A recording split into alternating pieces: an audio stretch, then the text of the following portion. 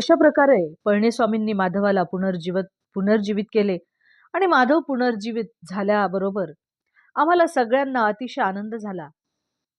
जेव्हा माधव पुन्हा जिवंत झाला तेव्हा तो आपले अनुभव सांगण्यास त्याने सुरुवात केली, की तो शंकर भट्टाला सांगू लागला, की मी सूक्ष्म शरीरानेच कुरवपुरी गेलो आणि तिथे मला श्रीपाद श्रीवल्लभ स्वामींचे दर्शन मी घेतले. आणि श्रीपाद श्रीवल्लभांचे वर्णन करताना तो सांगू लागला, की ते अतिशय अजानुबाहू आहेत. त्यांचे नेत्र अतिशय विशाल आणि त्यांच्या नेत्रामध्ये मनुष्यांच्या प्रती, जीवांच्या प्रती अतिशय दया, प्रेम, करुणा निरंतर प्रवाहित होत असते.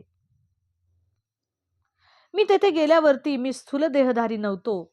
त्यामुळे तेथे जे कोणी स्थूल देहधारी भक्त होते त्यांना मी दिसत नव्हतो. तेव्हा श्रीपाद श्रीवल्लभांनी मला कुरवपुरामध्ये जो द्वीप आहे त्या द्वीपाच्या मध्यभागी जा अशी मला त्यांनी आज्ञा केली आणि मी श्रीपाद श्रीवल्लभांचे नाम घेत घेत त्या द्वीपाच्या मध्यभागी खोलामध्ये गेलो. ज्या वेळेला मी अतिशय खोल गेलो त्यावेळेला तिथे मला अनेक वरांडे प्रासाद असल्यासारखे भासले. बहुतेक ते पाताळ लोकच असावे अशी माझी खात्री झाली. स्थूलता पाहणारा जो असतो त्याला स्थूलरूप पदार्थच दिसत असतात, पण माधवाने मात्र सूक्ष्म रूप धारण केले होते. तो सूक्ष्म रूपाने कुरवपुरी गेल्यामुळे तो जेव्हा खाली तिथे भूकेंद्रामध्ये गेला त्यावेळेला तिथे त्याला सुद्धा जे सूक्ष्म रूप धारण केलेले लोक होते तेच त्याला दिसले. ते लोक बहुधा त्याला नाग जातीचे आहेत असे वाटले आणि ते लोक इच्छाधारी होते, म्हणजेच त्यांना इच्छित असलेले रूप ते धारण करू शकत होते अशी त्यांच्याजवळ शक्ती होती.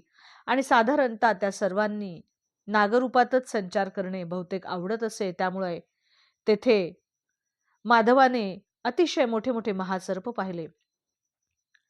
काही सर्प आणि त्यांचे फणे पाहता काही सर्पांना अक्षरशः हजारो फणे होते आणि त्या फण्यांवरती मणी असून त्या मण्यामधून अतिशय सुंदर असा दिव्य तेज प्रसारित होत होता.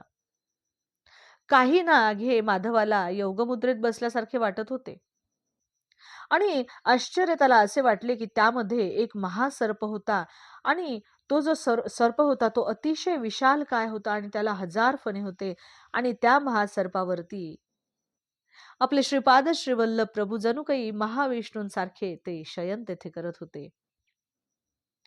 चिदानंद स्वरूपाने स्वामी तेथे गायन ऐकत होते आणि त्यांच्या बाजूला असलेल्या एक महासर्प होता. त्या महासर्पाने दत्त महाराजांचा महिमा सांगण्यास तेथे सुरुवात केली होती. श्रीपाद श्रीवल्लभांचा जय जयकार असो. अवधूत चिंतन श्री गुरुदेव दत्त.